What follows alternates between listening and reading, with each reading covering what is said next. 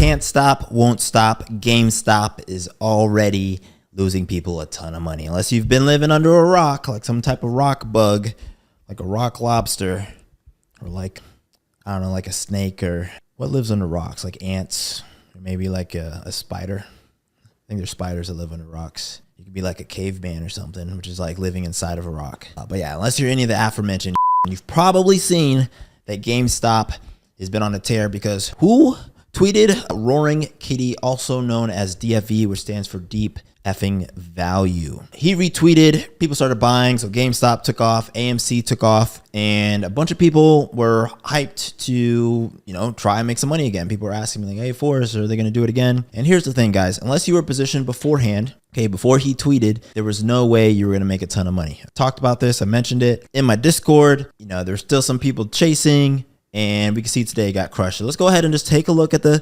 GME chart. We'll do a quick little overview of how gamma squeezes work, what some of the mechanics are, and why GameStop in general is a stock that you probably don't want to put too much risk on, right? Especially for these lottery plays. For those of you who are new here, my name is Forrest. I invest in stuff. I'm a day trader as well, and I have a Discord community, premium trading community. We are a community, okay? So don't come in here being crazy, right? You can't just say whatever you want in my community. It does not fly. I am focused on helping people. I put a lot of time and energy one-on-one with people, keeping track of where people are, and doing my best to really help elevate you as a trader, keep you accountable, be your motivational coach. Okay, that's what I try to do. That's my goal. And I am absolutely not going to deal with people who are assholes in my community. That's just not what we do. Okay, so if you want a trading pod, a cool crew of people, we are super chill, right? It's not like, we're not like a super self-righteous group or anything like that. Just want to put out that little disclaimer, especially as we get bigger. People come in, you know, with egos and wanting to say whatever they want, and that's just, this ain't Wall Street bets, okay?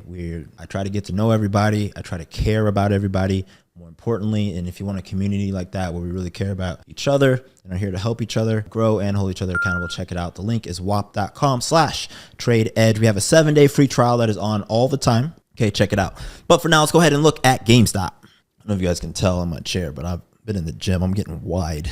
I'm getting real wide, guys. All right, let's go ahead and...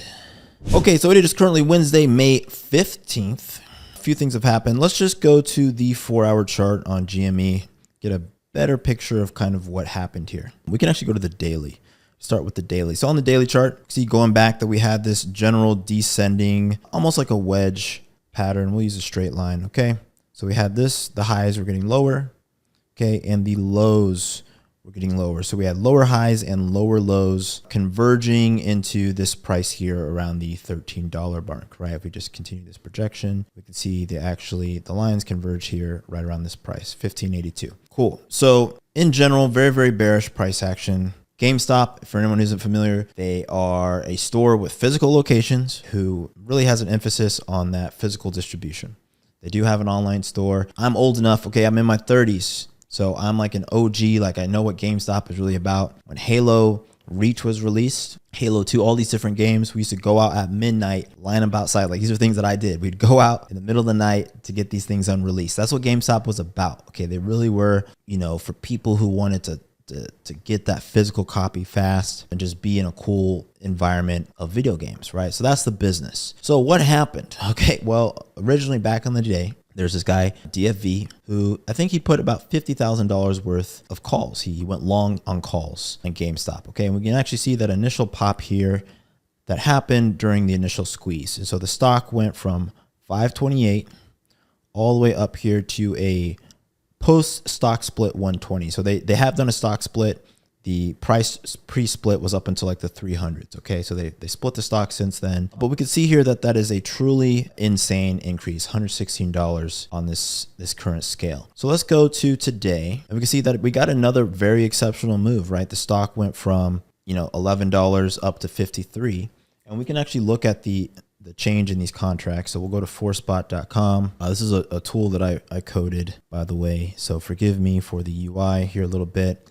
But let's go ahead and look at GameStop, $34 calls, I believe expiring on the 17th. And we'll go back from Monday to today, okay? And we can see the price of these options. If you were in early, you can see that these calls went from 30 cents, right? Let's just say 30 cents the initial pop up to $13, and then on the second pop up to $32.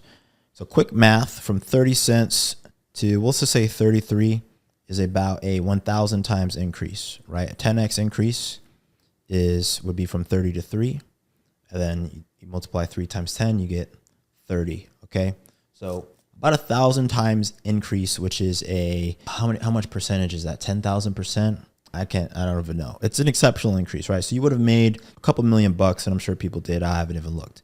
So the question is, okay, is there more opportunity here? I'll very quickly tell you no. All right, I would not risk a ton of money on this. And let's go back to our chart and take a look why. We can already see that these have fallen off. They've fallen off for a few reasons, right? As of yesterday, so on this initial pop, when we went up here to 64, 65, there was no call options above us. Okay, no calls above us. As of today, we have calls up to $128 and some change. Okay, we can actually go to Robinhood and we can look at that long-term portfolio I started. By the way, check out my podcast. I started this portfolio from scratch. Every week I buy whatever you guys tell me to buy. So this is that portfolio, literally just doing it for fun. We can look at GameStop. See, I have $500 of cash here I still need to put into something. Let's go ahead and just look at the options. And we can see here that, yeah, 128, man, my memory is crazy. Calls for $128, currently 33 cents.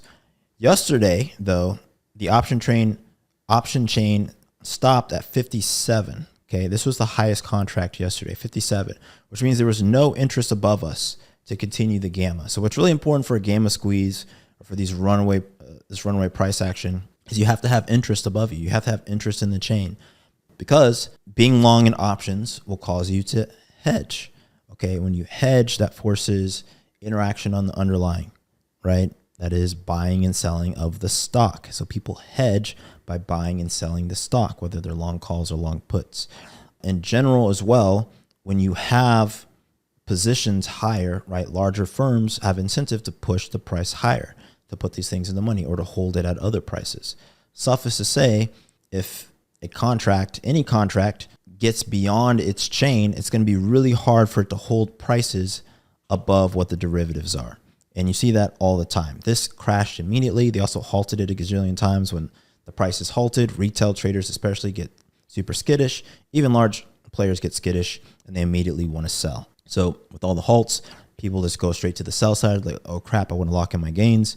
And so everybody races to exit, puts a lot of sell side pressure, right? The sellers are competing in this case, trying to get a buyer at any price. And when sellers are competing, that means that the price is going to go lower and lower in order for them to find a buyer faster than their peers, right? And that's how we end up with a downside move. So fun to see. I, again, do not recommend getting into this now. Even on the put side, let's talk about puts real quick, okay? Let's go back to the option chain. Let's look at puts. And let's maybe look at, even June 7th. Look at June 7th, 23 days out puts. Look at $20 puts, $2.99. So we could see here that these are still pretty pricey. If we look at the implied volatility on these, 300%. Okay, implied volatility. There's a few things that you can interpret this as. Okay, so implied volatility is also related to demand. So as the demand for a contract increases, the implied volatility is going to increase as well, and it makes sense, right? Implied volatility is also tied to an expected move. So if there's a large increase for the demand of a contract, why would that happen? Well, it's because we're expecting an even bigger and bigger move. So if contracts that are very far out the money have an exceptional level of demand, we're expecting a bigger move. So the implied volatility increases. When the implied volatility increases, the premium increases. What does that mean, though?